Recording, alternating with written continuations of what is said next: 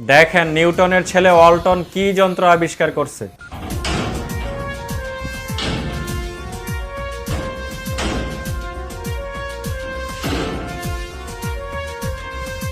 দেখছেন বাহত্রাড়াই কি ডন টেস্ট আবিষ্কার করছে। এই জিনিস খুলতে লাগাইতেই তো 10 মিনিট লাগবে। এই বাড়ির মালিক 5 লক্ষ টাকার কাজ মাত্র 5,000 টাকায় করছে। ভাই কিভাবে করলো?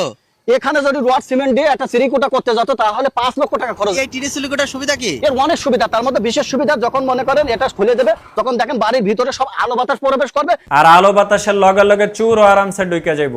ঢুকাই বাড়ির মালিকের শালিরে নিয়ে ভাগা দিব। ഇന്നലെ തുടങ്ങിയ പരിപാടിയല്ല ഇതൊരു സാമ്പിൾ വെടിക്കട്ട തൃശ്ശൂർ പൂരം കാണാൻ പോകുന്നേ ഉള്ളൂ হ্যাকার নাকি? দরজায় তালার পরিবর্তে এক নতুন পদ্ধতি নাট পদ্ধতি। আর এই নাট পদ্ধতি দেখেন কিভাবে কাজ করে। এই যে দেখেন অনায়াসে কিন্তু এই যে খোলা যাচ্ছে। চোর এসে মনে করবে এটা ঝালাই দেয়, আবার চাইলে কি হচ্ছে এই যে সুন্দরভাবে কিন্তু এইভাবে লাগিয়ে দেওয়া যাচ্ছে। দেখেন এ কিন্তু চাইলে আর চোর এসে বুঝতে পারবে না কোন জায়গায় চাবি, কোন জায়গায় তালা, কোন জায়গায় লক, মনে হবে ঝালাই দেয়া, চোরা চুরিও করতে পারবে না। ভাই অনেক বড় উপকার করলেন। কালকে যায় খুলতে পারি নাই, আজকে আবার যাব। আরে তোমরা কিসের অহংকার করো? ও অনেক সুন্দর দেখা। আরে সুন্দর আর ভালো মন্দ নেই, আমাকে যারা কালো হলে হিংসা করো না ভাই। আল্লাহ তোমাকেও মানুষ সৃষ্টি করছে, আমাকেও সৃষ্টি করছে। একই মাটি, এই মাটি দিয়ে আপনাকেও যেমন সৃষ্টি করছে আল্লাহ তাআলা, আমাকেও আল্লাহ সৃষ্টি করছে। সবই ঠিক আছে, আল্লাহ তাআলা আমাদের মাটি দিয়ে সৃষ্টি করছে, তাই বলে কি ঠিক মতো গোসল করবি না তুই?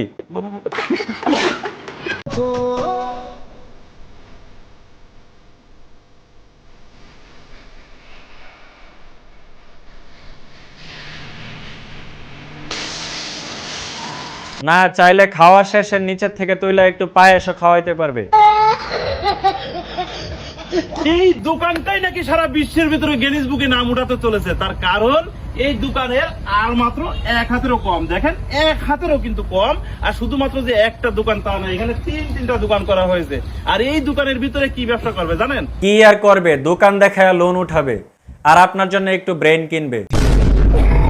মানুষ হচ্ছে আমাকে এত হিংসা করে কেন? আমার কি সুন্দর একটা ঠোঁট, কি সুন্দর দাঁত, একদম পারফেক্ট কিউট দাঁত, কি সুন্দর চোখ, কি সুন্দর একটা নাক, কি সুন্দর আইব্রো, একদম মোটা, প্লাকও করার প্রয়োজন পড়ে না, কি সুন্দর চুল, একদম ঘন মোটা, কি সুন্দর স্কিন শেড, তারপর মানুষ আমাকে হিংসা করে। হিংসা না রে পাগলি, হিংসা না, ওইটা ঘৃণা হবে, ঘৃণা, ঘিন্না।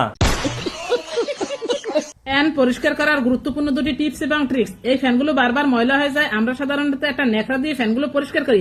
সেক্ষেত্রে ফ্যানের সব ময়লাগুলো আমাদের চোখে, নাকে, মুখে লাগে। তো আপনি পুরনো একটা কোলবালিশের কাভার এই ফ্যানের পাখার ভিতরে ঢুকিয়ে উপরে আর নিচে হাত দিয়ে চেপে ধরে টেনে ফ্যানের পাখাটা এভাবে বের করে নিবেন।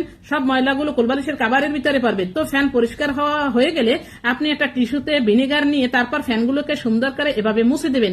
এই ভিনেগারের কারণে ফ্যানে আর ময়লা আটকাবে না। এভাবে আপনি 1 বছরেও আর ফ্যান পরিষ্কার না করলেও হবে। দেখছেন আন্টির কি বুদ্ধি, চামে চামে কাকারে দিয়ে ফ্যানটা পরিষ্কার করায় ফেললো।